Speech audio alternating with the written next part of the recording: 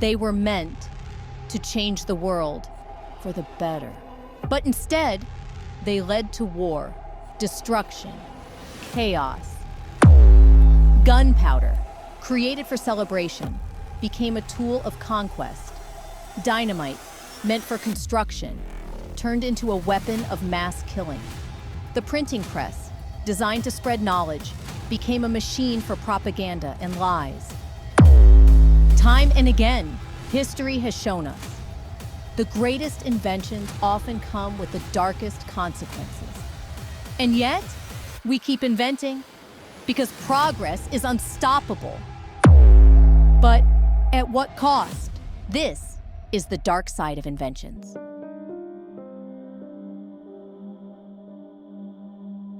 It began in ancient China, a discovery that seemed almost magical. Gunpowder, black, mysterious and powerful. It painted the night sky with dazzling colors, a marvel for celebrations, a gift for emperors. But curiosity turned into ambition, and ambition turned into war. The same powder that once brought joy, now brought death, flaming arrows, exploding bombs, the birth of a new kind of warfare. The Mongols wielded it to conquer. The Europeans refined it to dominate. Cannon fire shattered castle walls. Battles were no longer won by strength, but by firepower. Millions fell in its wake. Nations crumbled, and the world was never the same. Gunpowder, an invention meant to amaze, became an instrument of destruction.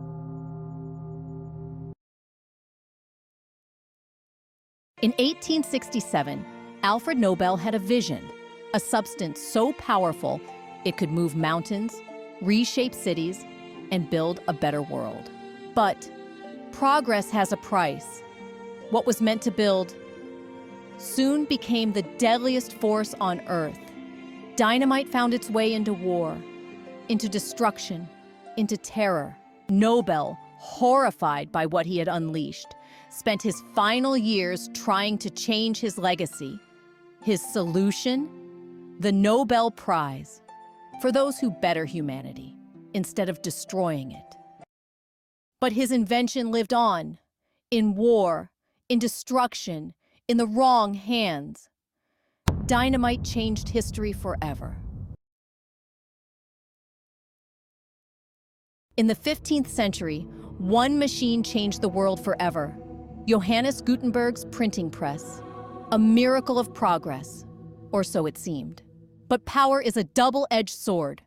What spread knowledge also spread propaganda. What gave people a voice also silenced them. The press fueled revolutions, wars, religious conflicts. Lies spread faster than ever before. And with every printed word, truth and deception became inseparable. Even today, this weapon is still in use. But now, it's faster, more powerful, more dangerous, because the greatest weapon in history is not the sword, it's the story. It started as a dream, a way to power cities, industries, entire nations, forever. Nuclear energy, the force of the sun, now harnessed by humankind.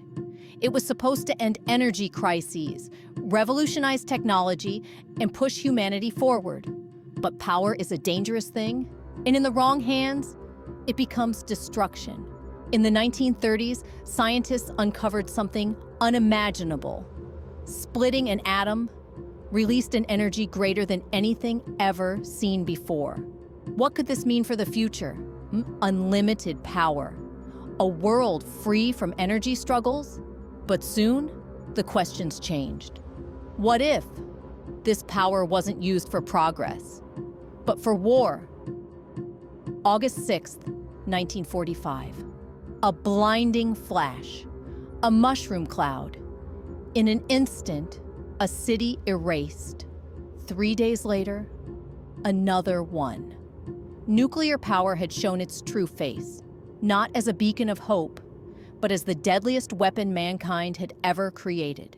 The same power that once leveled cities now fuels them. The same force that once destroyed nations now lights up the world. Nuclear power, a miracle, a curse, a question that still haunts humanity. Did we create the future or sign our own doom?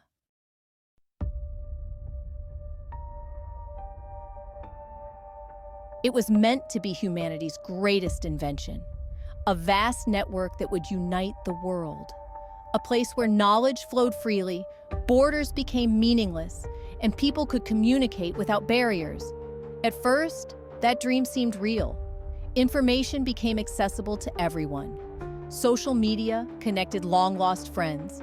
Businesses expanded beyond imagination. The internet transformed life as we knew it. But soon, cracks began to appear. Because the internet wasn't just about connection, it was about control. The same technology that allowed people to express themselves also allowed governments to watch them. The same platforms that spread truth also spread lies faster than ever. And the same system that gave people freedom slowly turned into a prison. This is the dark side of the internet. The internet didn't begin as a tool for the people. It was built for war. In the 1960s, during the Cold War, the US Department of Defense needed a way to keep communication intact, even if cities were destroyed in a nuclear attack. They developed ARPANET, a decentralized network capable of rerouting data, even if parts of it were taken down. It was never designed to entertain, never meant for socializing, never intended to be free. But over time, scientists and researchers saw its potential. If computers could talk to each other, why limit it to military use? By the 1980s, personal computers became common.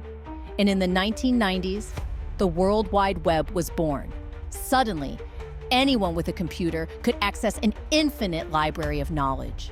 Businesses, entertainment, and communication all moved online. It was the dawn of a new era, an era of connection, and an era of power.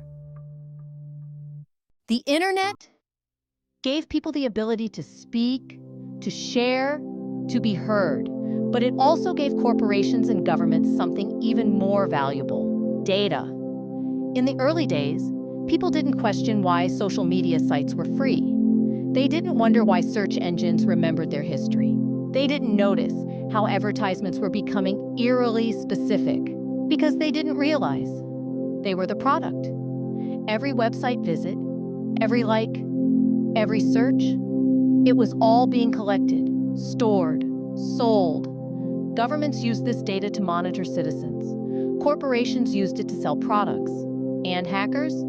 They used it to exploit weaknesses. What started as a tool for freedom became a tool for surveillance, and no one saw it coming. The internet was supposed to make people smarter. Instead, it made them easier to manipulate. In the past, information was controlled by newspapers, radio, and television. If something was published, it had to be verified. But online, anyone could say anything. Truth and lies blurred together. Fake news spread faster than real news. Propaganda disguised itself as facts. Social media didn't care about accuracy. It cared about engagement. The more shocking a post, the more people clicked. The more emotional a story, the more people shared. And soon, facts didn't matter anymore. People weren't informed. They were influenced. At first, the internet seemed like the last place where free speech truly existed.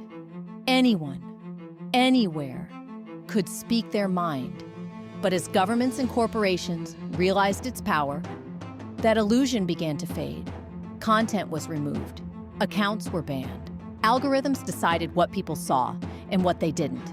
The internet wasn't a platform anymore. It was a battlefield. And in this war of information, the truth was the first casualty. The internet changed everything. It gave power to the people, and then took it away. It connected the world, and then divided it. It gave us freedom, and then trapped us in an invisible web. Now, we must ask ourselves, are we using the internet? Or is the internet using us?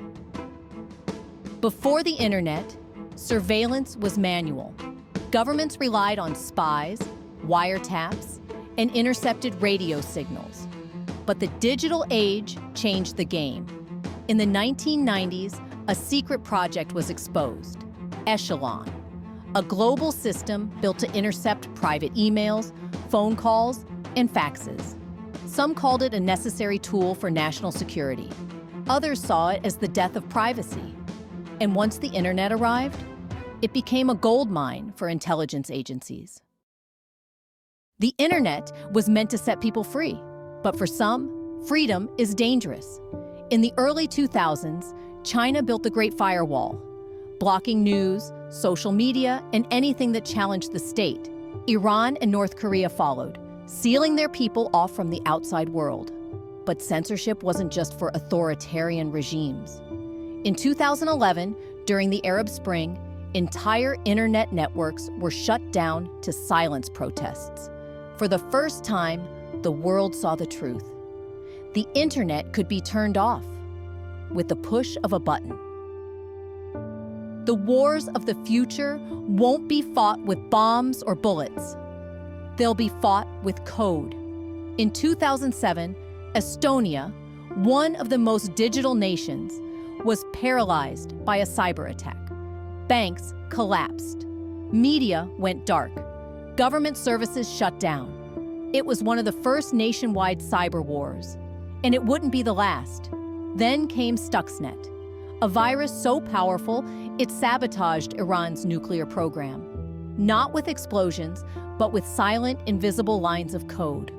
For the first time, a weapon could destroy without ever being seen. While governments fought for control, a different side of the internet was taking shape. Originally built by the US military for secure communication, the Tor network was meant to protect sensitive information. But soon, it became something else. An underground marketplace, a hidden world, a place where anyone could buy anything: weapons, drugs, stolen identities. In the shadows, the dark web grew. And when authorities shut it down, it came back stronger. The internet was meant to unite us, to bring knowledge, connection, and freedom. And in many ways, it did. But history tells a different story. It became a battlefield, a tool of power, a system of control. The same networks that brought people together have been used to divide, to manipulate, to monitor. The same technology that gave us knowledge also gave us disinformation. The internet changed everything. But as history shows, every great invention comes with a dark side. From the first spark of fire to the age of artificial intelligence, every invention has reshaped humanity. Some brought light, some brought darkness, and many brought both. Gunpowder, dynamite, the printing press, tools meant to build, turned into weapons of war. The internet, nuclear power, created to unite, empower, and evolve, yet twisted into instruments of control. So we must ask ourselves, are we still the masters of our creations? Or have our creations begun to master us? Because history repeats itself, and the next great invention could be our greatest triumph or our ultimate downfall. The choice is ours.